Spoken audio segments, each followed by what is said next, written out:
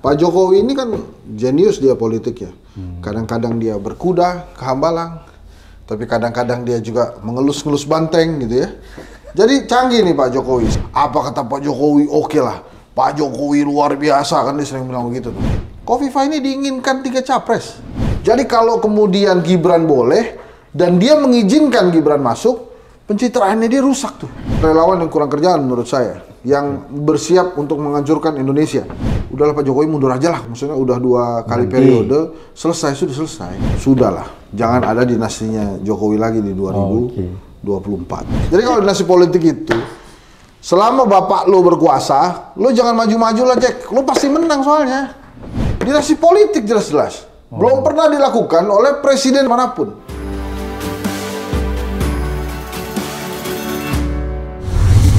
Assalamualaikum warahmatullahi wabarakatuh. Selamat datang di channel Abraham Samad Speak Up. Seperti biasanya, hari ini saya ditemani oleh sahabat saya, seorang pakar komunikasi politik. Kalian sudah mengenalnya semua. Assalamualaikum. Waalaikumsalam. Mas Henry Satrio. Jumpa lagi. Sering-keseringan jumpa lagi teman-teman. Mas Henry, Ya, kita siapa? obrolin lagi masalah politik nih, sesuai dengan kepakaran Mas Henry. Ini nih kalau kita lihat nih, Anies sudah gencar bersama pasangannya Cak Imin.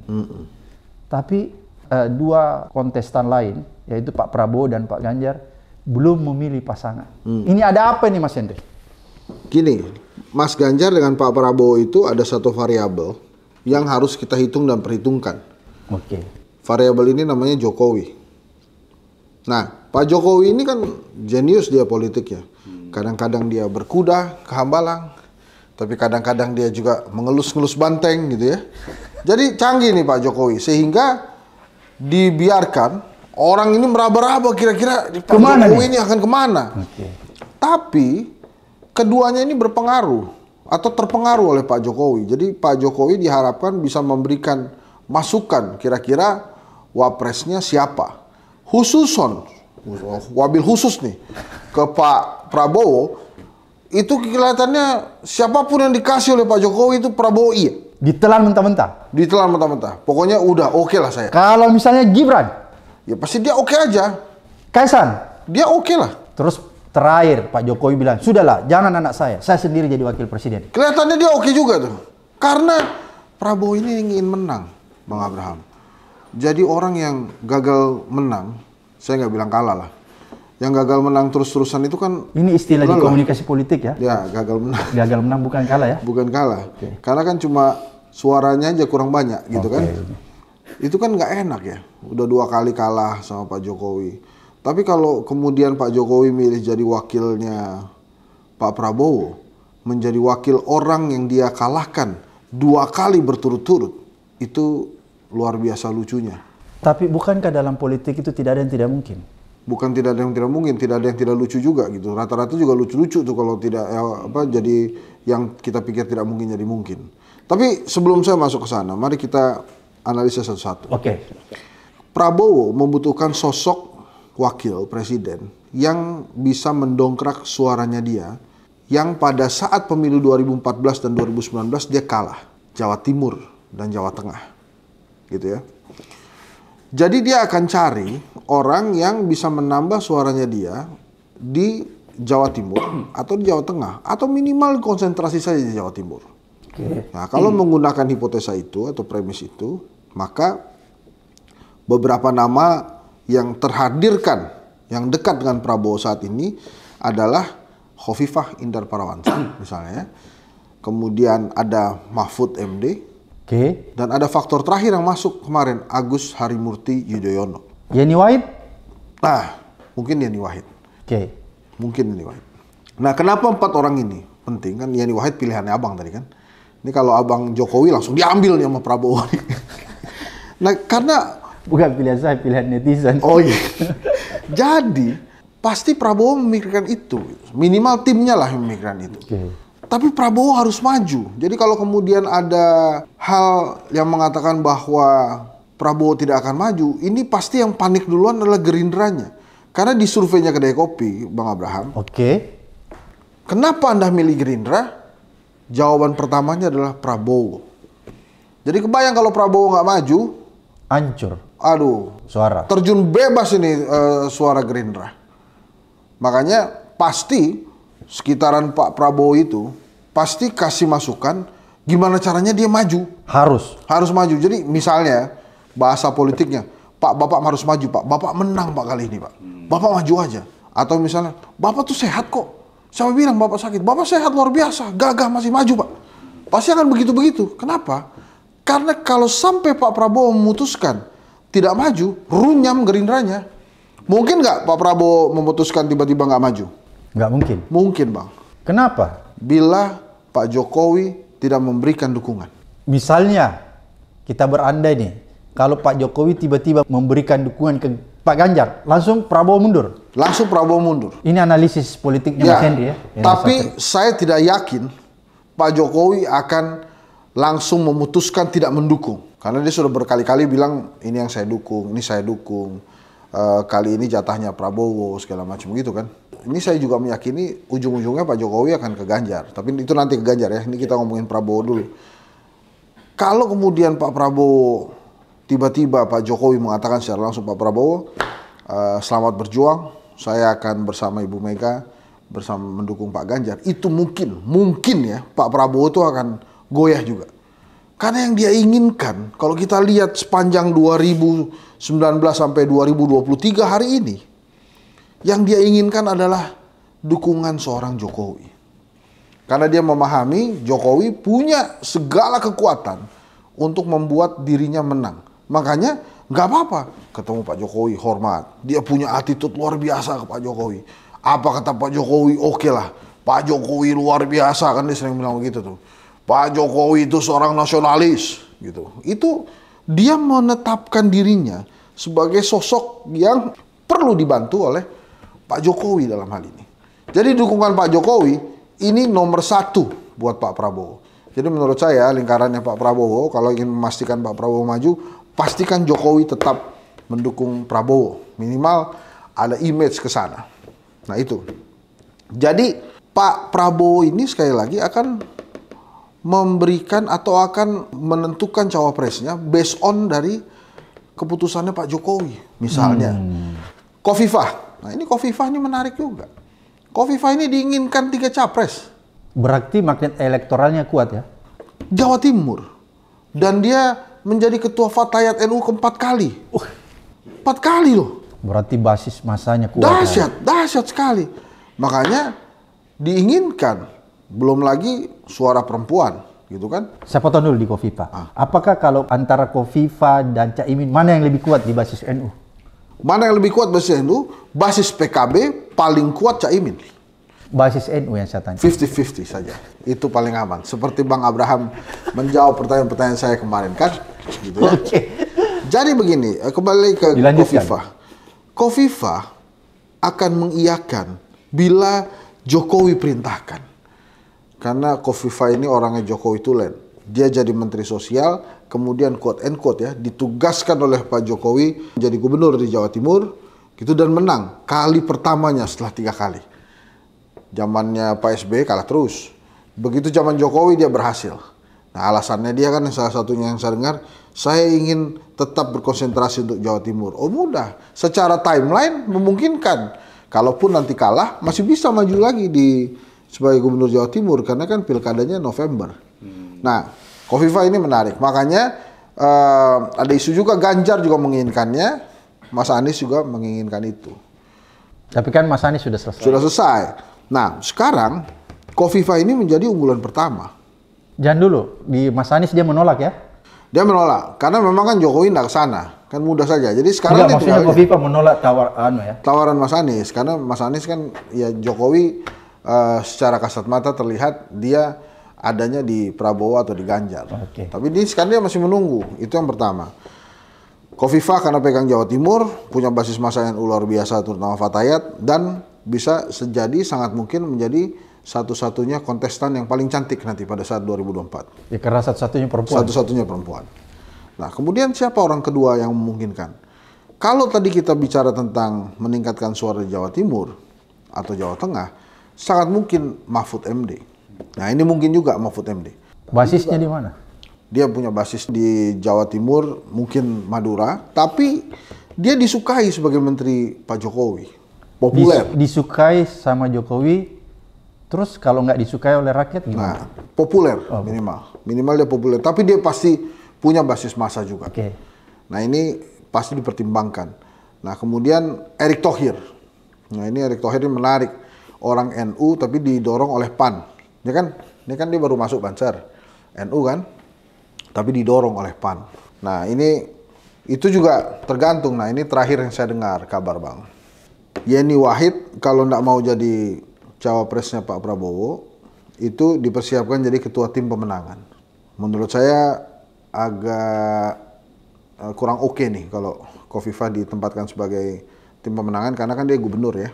Oh, Kofifa yang mau ditempatkan. Kofifa. Jadi ketua tim. Jadi ketua tim pemenangan.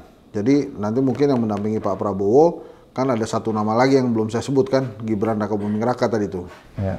Jadi kalau Prabowo bersama Gibran, ketua tim suksesnya adalah Kofifa. Bukan Yeni. Bukan. Nah, yang menarik lagi, kalau Kofifa tidak mau, maka yang akan menjadi ketua tim pemenangan itu Erick Thohir. Nah, itu saya garuk-garuk juga. Wah, Erick Thohir ngapain susah-susah selama ini? Ya, bikin program toilet gratis dan lain-lain itu. Jadi ketua umum PSSI kalau cuma untuk jadi ketua tim pemenangan. Ya. Hal yang sudah dia lakukan 2019. Dan kalau mau jadi ketua tim pemenangan, kenapa di Pak Prabowo? Kenapa nggak di Mas Ganjar? Yang memang jelas-jelas itu ranahnya Pak Jokowi lah ya. Nah, ini menarik nih. Jadi Pak Erick Thohir juga lagi deg-degan juga. Wah, kalau saya nggak jadi wapres, galau ini Erick Thohir. Iya, masa saya jadi ketua tim pemenangan lagi, kan nggak seru juga gitu. Itu yang saya dengar. Nah, tadi kita sempat sebut Gibran. Ini kan MK menarik ya. Karena 35 katanya sudah selesai, tapi masih ada satu gugatan lain, minimal bisa jadi kepala daerah, pernah jadi kepala daerah. Ini susah dijawab ini Mas Henry. Bukan susah Bang, ngeselin soalnya. Jadi seharusnya sih tidak perlu terjadi ya. Tapi kan kita nggak boleh ya membatasi wilayah demokrasi seseorang. Karena kan Mas Gibran juga berhak juga untuk maju gitu. Tapi kalau kemudian Pak Prabowo memaksakan maju Gibran ini dan Pak Jokowi memperbolehkan maju Gibran ini ada dua catatan buat saya. Yang pertama, Pak Jokowi melawan kebiasaan politiknya dia nih. Kebiasaan politiknya dia itu kalau memutuskan policy, kebijakan, dia itu based on pencitraan. Jadi kalau kemudian Gibran boleh dan dia mengizinkan Gibran masuk, pencitraannya dia rusak tuh. Kenapa Mas Henry? Dinasti politik jelas-jelas. Belum pernah dilakukan oleh presiden Indonesia manapun. Dan apa yang dilakukan nanti misalnya Mas Gibran maju itu akan merusak tatanan demokrasi di bawah itu. Karena pasti akan diikuti tuh. Struktur politik rusak ya? Struktur politik itu semuanya akan mengikuti itu. Dinasti politik yang saat ini sudah terjadi, semakin lebih subur. akan terjadi lagi. Semakin subur lagi. Oke. Dan itu bisa jadi sampai level kepala desa. 9 tahun tuh kan kepala desa kan. Kali 3, bayangin aja. Jadi akan luar biasa dampaknya. Jadi mendingan Pak Jokowi tidak mendorong anaknya, tapi Pak Jokowi yang langsung jadi wakil presidennya Prabowo. Nah, Mas Henry mau katakan Nah, gitu? ini abang menarik nih. Dari tadi bilang seperti itu. Saya tidak menganjurkan. Oh, saya kira Mas Henry mau mengatakan begitu. Enggak ya? Enggak, saya tidak menganjurkan. Kenapa saya katakan gini?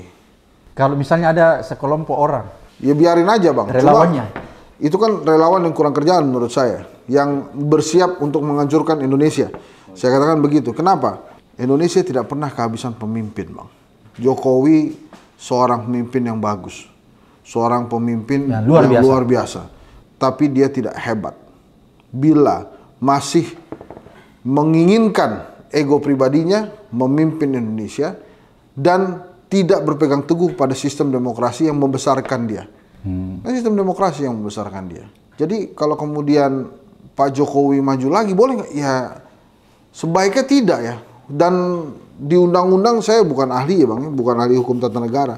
Memang dia belum pernah menjadi wakil presiden. Ya, dan berarti kan boleh kan? Nggak boleh harusnya, tapi saya nggak tahu ya, saya bukan hukum tata negara Bang ya. Abang lebih paham mungkin, tapi saya tidak menganjurkan itu. Indonesia ini bukan Rusia lah Bang. Rusia kan bisa gitu, presiden, PM, PM, presiden, presiden, PM. Jadi sebaiknya tidak dilakukan. Kalau sarannya Mas Henry sebaiknya tidak. Udahlah Pak Jokowi mundur aja lah, kurang udah dua, bukan mundur ya, maksudnya udah 2 kali periode, selesai, sudah selesai. Jadi bapak bangsa? Ya kalau dia nggak mau jadi bapak bangsa ya selesai aja gitu. Maksud saya nggak usah dipaksakan, dan jangan juga jadi kacau balau ini nanti negara kita kan secara sistem demokrasi. Siapapun boleh lah, ada Prabowo, ada Ganjar, ada Anies Baswedan. Masa iya dari presiden kemudian mau jadi wakil presiden? Alasan lagi demi bangsa dan negara. Mas Henry, mungkin nggak rakyat ini menyatu untuk melawan praktek dinasti yang semakin merajalela di negeri ini? Mungkin, walaupun Bagaimana sulit. caranya? Walaupun sulit, karena begini, kita ini kan sebelum Indonesia menjadi negara kesatuan Republik Indonesia dan berdemokrasi, sebelumnya kan kerajaan-kerajaan ini. Oke. Jadi kalau sudah jadi raja, otomatis anaknya jadi raja nanti. Dia pengen anaknya jadi raja. Ada kemudian adipati, nanti anaknya lagi jadi adipati. Oke. Gitu ya. Jadi secara sejarah dan secara alam bawah sadar, jangan-jangan banyak orang Indonesia yang menerima politik dinasti karena memang sejarahnya begitu. Sudah ada di darahnya. Oke. Tapi apakah kemudian rakyat bisa bersatu melawan politik dinasti? Jawaban saya bisa. Syaratnya apa? Satu, tertindas. Bila rakyat tertindas, maka mereka akan berdiri bersatu padu melawan politik dinasti. Apakah masyarakat sekarang sudah merasa tertindas? Saya yakin sudah. Karena ada beberapa kebijakan-kebijakan yang dilakukan atas nama politik dinasti. Itu justru merugikan. Dua hal yang merugikan. Yang pertama, gagalnya muncul pemimpin-pemimpin terbaik karena ditutupi oleh kekuasaan politik dinasti. Kemudian yang kedua, tidak ada pemikiran baru pastinya. Atau mungkin juga pemimpin-pemimpin muda yang muncul itu juga terjebak dengan perilaku korupsi ya? Nah akhirnya begitu juga Bang ujungnya. Nah, ada nggak yang bagus dari sisi politik dinasti? Menurut jurnal internasional yang saya baca, ada satu hal Bang. Politik dinasti ini membuat pemberdayaan atau partisipasi perempuan di politik itu menjadi lebih tinggi. Kita punya contohnya di Banten kan. Oke. Gitu. Itu aja positifnya, tapi positif negatif itu. Ya makanya apakah itu harus? Tidak. Karena menurut saya pemimpin perempuan juga bisa muncul tidak dari politik dinasti, tapi bagaimana dia datang dari partisipasi masyarakat. Ya, saya boleh berandai-andai dan berharap semoga rakyat semakin bersatu padu, kuat melawan politik dinasti. Mas Henry, di Filipina, Estrada itu dari presiden, waktu dijatuhkan sebagai presiden, tahu nggak dia jadi apa? Dia jadi gubernur di sebuah provinsi. Ya, ini juga ada Bang, dari wakil gubernur terus jadi bupati kita. Tapi maksud saya, jangan kemudian seorang presiden mendowngrade untuk mencontohkan hal-hal yang buruk. Bukan buruk, ya nggak pantas menurut saya. Tidak patut. Iya, tidak patut. Presiden itu kan levelnya guru bangsa, tadi Abang bilang itu. Jadi, kalaupun kemudian memaksakan untuk menjadi wakilnya Prabowo, menjadi wakil orang yang dia kalahkan 2 kali, kalaupun itu menang, tertawalah dunia ini kepada Indonesia. Walaupun begini Bang ya. Jadi mendingan anaknya yang dia dorong daripada dia? Menurut saya ya. Tadi Mas Henry bilang jangan anaknya. Enggak, menurut saya gini Bang. Sudahlah, jangan ada dinastinya Jokowi lagi di 2024. Tapi kalau dia tetap, biarkan orang lain berkompetisi. Ya, tapi kalau dia tetap sebagai ayah kan, kemudian atas nama demokrasi, kemudian didorong anaknya, itu yang tadi saya bilang. Ya udahlah, terserah dia aja. Kan gini loh Bang Abraham, pemilu itu kayaknya berat sekali nih Mas Henry menjawab ini. Karena cuma tentang perbedaan jabatan, tapi tidak nasib bangsa. Siapapun presidennya, nasib bangsa kita ya begini ini. Wah, ini menarik. Berarti Mas Henry melihat siapapun nanti yang terpilih, nasib bangsa Indonesia tetap begini? Iya. Walaupun Anies? Iya. Jadi nggak ada dong gunanya itu perubahan? Oh iya ada. Makanya begini maksud saya Bang. Siapapun presidennya itu cuma tentang perbedaan jabatan. Misalnya si A menang, atau si B menang, si C menang, Bang Abraham jadi jaksa agung. Itu kan begitu. Atau jadi Menko Polhukam, atau jadi Menkumham. Ampun. Jangan Menpora tapi Bang ya. Nah, nanti itu terjebak korupsi. Bukan tentang korupsinya. Abang ini lebih pas di jabatan-jabatan hukum karena integritas. Nah, itu kalau saya, itu kan bedanya di abang kan jabatannya abang aja. Oh gitu ya. Nasib bangsanya gimana? Sama aja, tergantung siapa, tergantung pemimpinnya. Oke. Itu maksud saya. Oke. Jadi Yang lain-lain aja dapat jabatan itu beda. Tapi nasib bangsa kan kita tetap sama. Kita tergantung pemimpin. Makanya kita harus cari pemimpin yang bisa mengubah nasib bangsa kita. Mohon maaf, Pak Jokowi misalnya, pasti kan dia ingin melanjutkan program-programnya kan, Ya. Prabowo Jokowi. Maka apa? Lanjutkan program-program yang aneh-aneh itu misalnya. Misalnya kereta cepat itu. Kenapa Mas Henry menggunakan terminologi aneh nih? 260 miliar Oke. berhutang. Harus bayar 260 miliar selama 30 tahun karena Kepada hutangnya Cina. 70 triliun kepada Cina menjaminkan PBN. Menurut saya itu aneh. Kenapa aneh? Yo, saya nggak mengerti hukum tata negara dan keuangan, tapi menurut saya itu aneh kalau ada negara harus membayar 267 miliar selama 270 atau 260 lah, saya lupa, nanti tolong hitung. Miliar per bulan untuk sesuatu yang belum tentu laku. Gitu loh, Bang. Itu menurut saya sih aneh. Misalnya IKN juga. IKN kan nanti bayangin saja ada orang asing atau investor mendapatkan hak penggunaan tanah 190 tahun. Itu kan aneh. Itu mau dilanjutkan program-program aneh begitu. Kan menurut saya biarkanlah bangsa ini untuk memilah mana yang sehat, mana yang sakit. Gitu. Jadi kalau yang sakit harus diobati, menurut saya. Tapi kalau kemudian dipaksakan dinasti politik ini masuk, ini kan menurut saya kurang oke. Ini kan bisa juga, Mas Gibran kan bisa juga jadi wakilnya Mas Ganjar kan. Apakah boleh? Boleh. Menyalahi undang-undang? Tidak. Tapi pakai rasa dong. Pakai rasa dong. Oke Mas Henry, kalau misalnya nanti juga misalnya AHY jadi wakil, kan itu juga sama juga dinasti. Loh, tapi kan AHY bapaknya bukan jadi presiden. Oh begitu. Sudah tidak berkuasa, Bang. Jadi tidak termasuk dinasti. Abang ini ngetes-ngetes saya dari tadi. Oke, lanjut Mas. Bapaknya tidak lagi menjadi presiden, Bang. Oh, oke. AHY. Ini kan bedanya, Pak Jokowi sekarang masih jadi presiden. Dia masih punya kekuatan aparat aktif, Bang. Jadi itu yang dimaksud dinasti ya? Sementara ini, kalau kita bicara bedanya Gibran dan AHY, begitu. Ya. Gitu menurut saya. Abang lebih paham lah itu tentang dinasti politik kan. Mas Henry, tadi kan udah dibahas nih tentang kemungkinan jadi calonnya Prabowo, sekarang Ganjar. Oh ya, Mas Ganjar ini juga menarik. Iya. Karena di antara calon presiden yang ada saat ini, yang paling kuat itu Ganjar. Secara kepastian mendaftar ke KPU. Kuat secara elektoral atau kuat untuk mendaftar? Kuat untuk menjadi peserta pemilu. Oh, oke. Anies Baswedan paling rentan. Kenapa? Lah dia nggak punya partai. Kan ada Nasdem, ada PKS. Satu doang kurang. Ya makanya saya bilang. PKB. Karena dia tidak punya, dia bukan orang partai. Berarti petugas dong, petugas partai. Ya bisa bilang begitulah. Jadi dia ini sangat mengandalkan nasibnya, menggantungkan nasibnya kepada Nasdem, PKB, dan PKS. Oh, iya, iya. Dia menggantungkan nasibnya. Ngerti. Dia paling rentan di antara 3 calon presiden yang ada.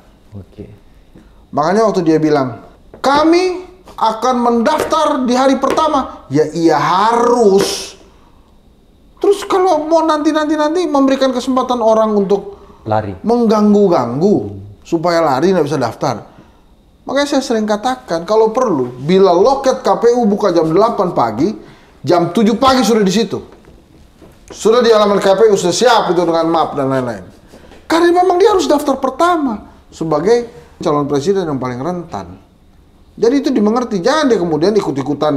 Misalnya, ini saya prediksi ya, Mas Ganjar itu mungkin akan mendaftar tanggal 23 November. Pak Prabowo itu mungkin akan mendaftarkan diri 24 November. Jangan ikut-ikutan juga dia daftarnya 22 November. Kan dia sudah pasti itu yang pertama. Terus kemudian yang ganggu-ganggu kan banyak. Dan dia tidak punya pegangan. Dia menggantungkan nasibnya kepada 3 partai itu. Makanya dia harus awal. Gitu. Nah, Ganjar nih Bang. Dia ini paling kuat kenapa? Karena partainya bisa sendiri. Nggak ada pengaruh ya? Nggak ada kalau P3 mau pergi lah itu dia tetap aja. bisa. Ya. Makanya saya bilang dia paling kuat. Nah Ganjar ini juga menarik. Ketergantungan terhadap 2 orang ini tinggi. Tergantungan terhadap Bu Mega dan Pak Jokowi. Jadi Bu Mega ini mau pilih siapa, Pak Jokowi mau pilih siapa, ini akan menarik. Misalnya ya, lagi-lagi Khofifah yang diincar. Oh sama nih, Prabowo juga incar Khofifah, Sama. Ganjar juga. Oke. Karena Ganjar sudah kuat Jawa Tengah, nampaknya dia akan melepas sedikit di Jawa Barat, nanti pertarungan adalah di Jakarta, tapi Jawa Timur dia harus pastikan dia ada. Dikuasai. Nah, makanya dia perlu itu suara di Jawa Timur. Makanya Khofifah jadi penentu yang utama. incaran pertama Kofifa. Tapi Kofifa jawabannya sama, tergantung Pak Jokowi. Kalau Pak Jokowi arahkan saya Ganjar, Ganjar saya. Kalau Pak Jokowi arahkan ke Prabowo, Prabowo saya. Nah, kemudian yang kedua, lagi-lagi Jawa Timur ini Mahfud MD. Jadi dua orang itu.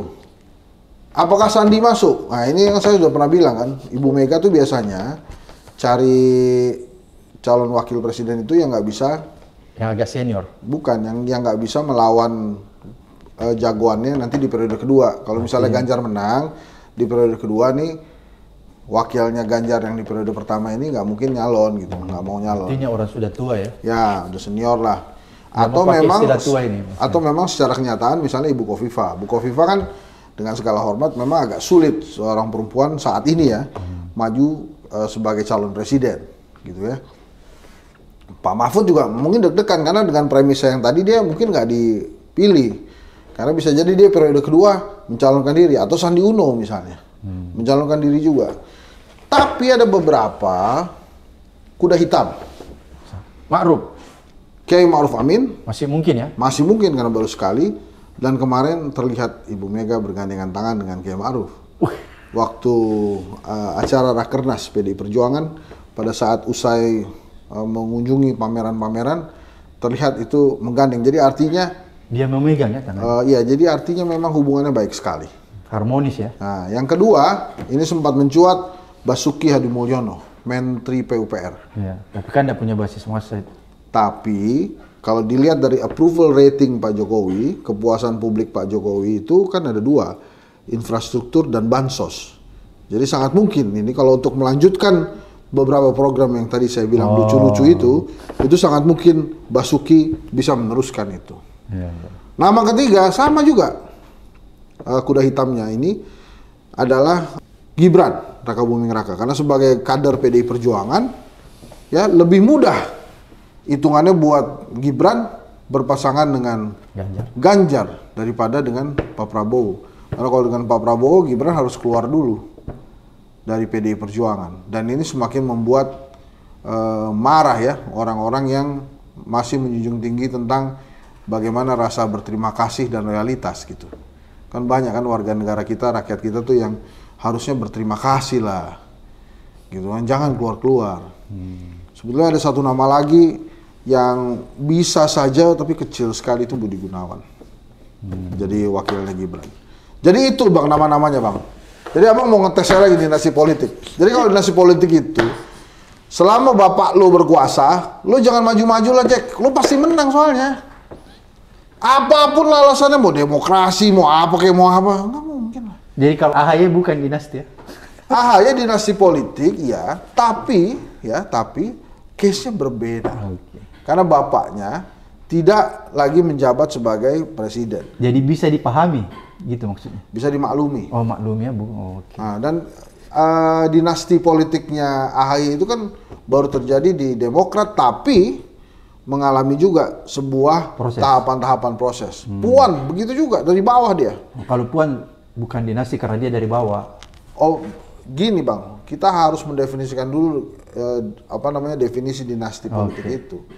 Jadi kalau menurut saya ada beberapa tahapan-tahapan yang tidak langsung Bang. Jadi Megawati jadi presiden ya jadi presiden aja, tapi anaknya bertahap. Ya. Tidak langsung. Kalau langsung itu menurut saya itu dinasti politik yang mengganggu. Berarti kita harus menghargai Ibu Megawati nih ya, karena beliau tidak membangun dinasti politik. Bang, Bu Mega tuh canggih Bang. Canggih tuh. Bu Mega itu lebih jago ngegedein partai dibandingkan bapaknya. Bapaknya Bu Mega siapa Bang? Jadi ada tadi yang menarik ini analisisnya Mas Henry, bahwa Gibran itu lebih mudah kalau menjadi wakilnya Ganjar daripada Prabowo. Tidak ada resistensi. Pertanyaan saya, apakah Ibu Mega akan menerima dan ikhlas kalau misalnya Gibran yang jadi wakilnya Ganjar? Bukankah kemarin Ibu Mega sudah terlukai ya, dengan tiba-tiba misalnya Kaisang jadi ketua PSI. Padahal kan mereka ada aturan tuh, kalau orang tuanya PDIP, keluarganya setidak-tidaknya yang lain juga harus ikut PDIP. Gimana tuh? Ibu Mega ini saya lihat bukan orang yang mendendam juga. Oh, bukan orang baperan ya? Bukan baperan, mendendam Bang. Jadi maksud saya Yang lain-lain itu asik-asik aja, dibiarkan saja. Misalnya yang keluar mendirikan partai, kadernya kan juga nggak ada apa-apain juga. Oh, jadi nggak ada masalah ya? Nggak ada masalah gitu. Yang lalu yang berlalu lah gitu. Kalau kemudian Ibu bangsa dia ya? iya, daripada Gibran diambil Prabowo, Mendingan diambil Ganjar. kalau perhitungannya itu mendingan diambil Ganjar. Gitu, walaupun di kubu Ganjar banyak juga tuh. Tadi kan nama-nama yang bersiap jadi wapresnya. Tapi sih kalau kita belajar dari 2019, makanya tadi itu kan pendaftarannya kan 19 sampai 25 November. Jadi mungkin PDI Perjuangan ini akan mendaftarkan calon presidennya, atau Mas Ganjar akan daftar itu tanggal 23 November lah. Pak Prabowo tanggal 24 selanjutnya. Mas Henry, apa sih yang menarik di Pilpres kali ini dibandingkan dengan Pilpres di masa-masa sebelumnya? Karena kan kelihatannya kayak ada sesuatu yang luar biasa. Iya, di Pilpres yang lalu Pak SBY itu nggak cawe-cawe bang. Tapi yang ini, satu ini, Pak Jokowi langsung memutuskan untuk cawe-cawe. Makanya kemudian rame. Nah ini kan sebetulnya ada lagi nih bang, satu lagi yang mesti kita garis bawah itu tentang independensi ketua umum partai. Ketua umum partai ini kan terutama yang di Koalisi Indonesia Maju ya, itu kan sangat tergantung dengan Pak Jokowi itu.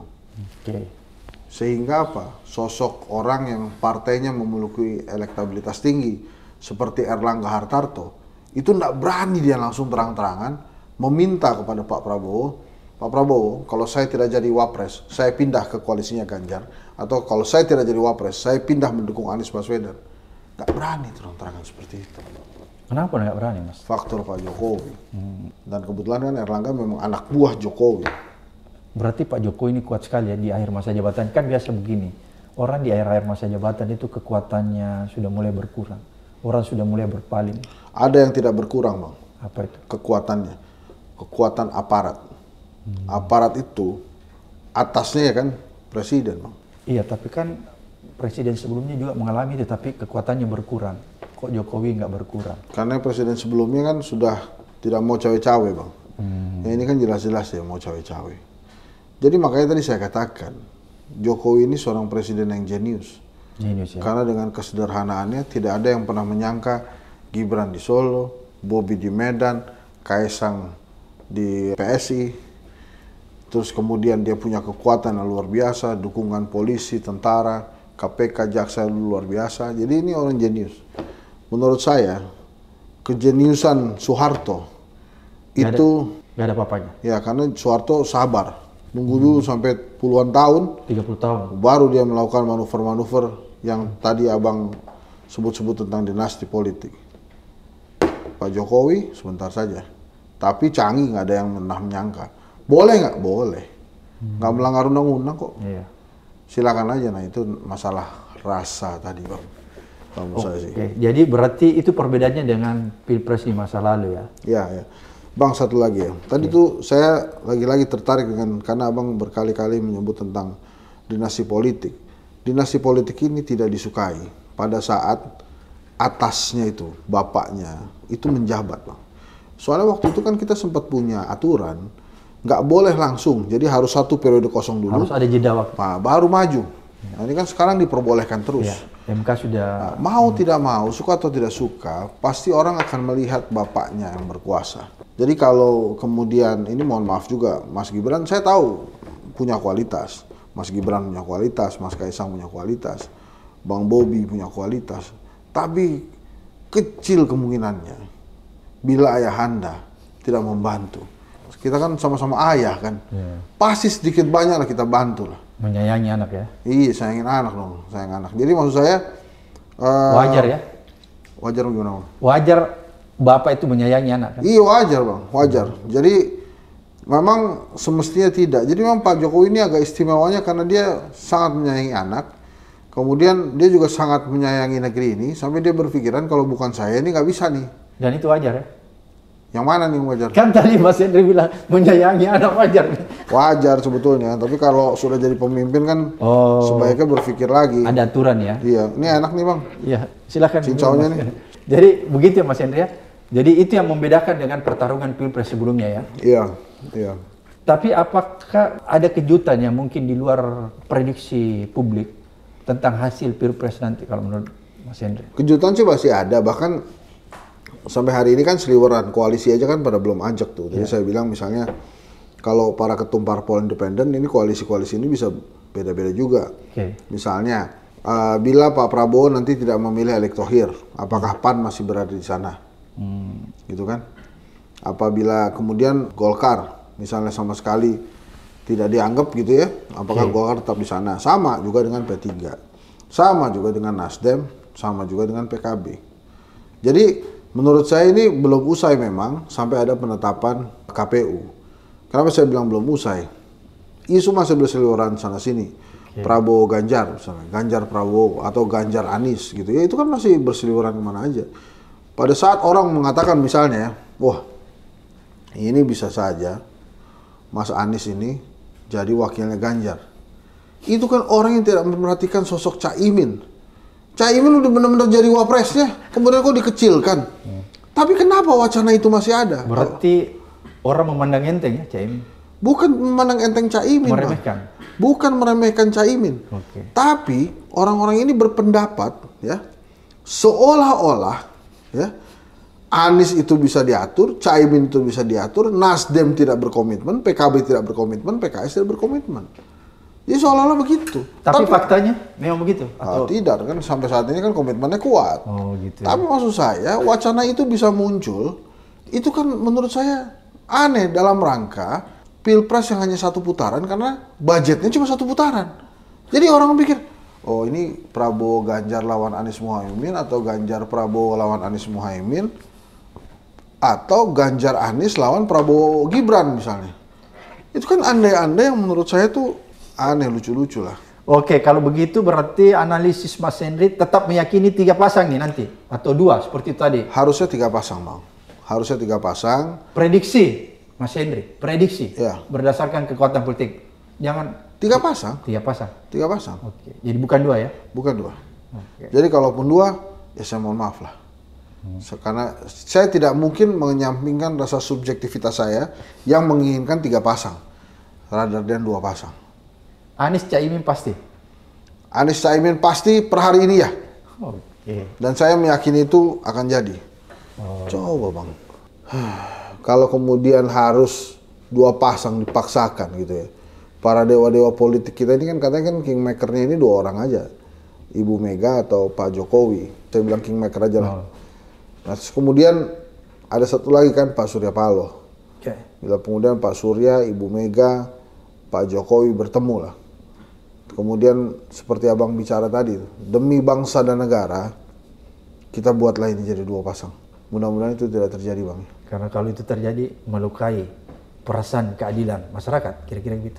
Bukan cuma keadilan masyarakat Bang. Seolah-olah mereka itu menganggap bahwa intelijensianya orang Indonesia ini rendah semua. Gak ada yang bisa memimpin. Bukan. Terima aja padanya apa yang dikasih. Pokoknya maunya kita harus pokoknya kita terima. bikin aja mereka terima. Ya kan nggak gitu juga ya Bang. Jadi gitu. Itu ya Mas Henry? Ya, Bang, sungguh menurut Abang. Itu Bung Karno dan Bu Mega itu dinasti politik bukan? Oh enggak, karena kan Bung Karno udah meninggal, udah lama gitu ya. Terus Mega muncul di dekade yang berbeda. Kalau menurut saya. Jadi sama nggak itu SBY dan AHY itu kira-kira? Kalau SBY AHY masih ada sedikit, karena baru kemarin SBY-nya lepas. Kalau Bung Karno kan udah meninggal lama, tiba-tiba Mega muncul. Mega masih kecil pada saat itu. Kalau Mega Puan itu dinasti politik ya? Itu bisa. Kenapa bisa? Kan agak dekat tuh jaraknya. Ya. Cuman kelebihan Ibu Mega itu mengkader Puan dari bawah. Dari jadi anggota DPR biasa, nggak langsung kan bisa juga tuh sebenarnya Ibu Mega Puan kamu pergi jadi anggota DPR tuh kalau pakai teorinya Abang banyak yang dinasti politik tuh, karena jadi bapaknya iya banyak sekali itu paling banyak itu paling banyak itu sepakat Mas Henry. Pokoknya teori dinasti politiknya Mas Henry ini saya sepakat.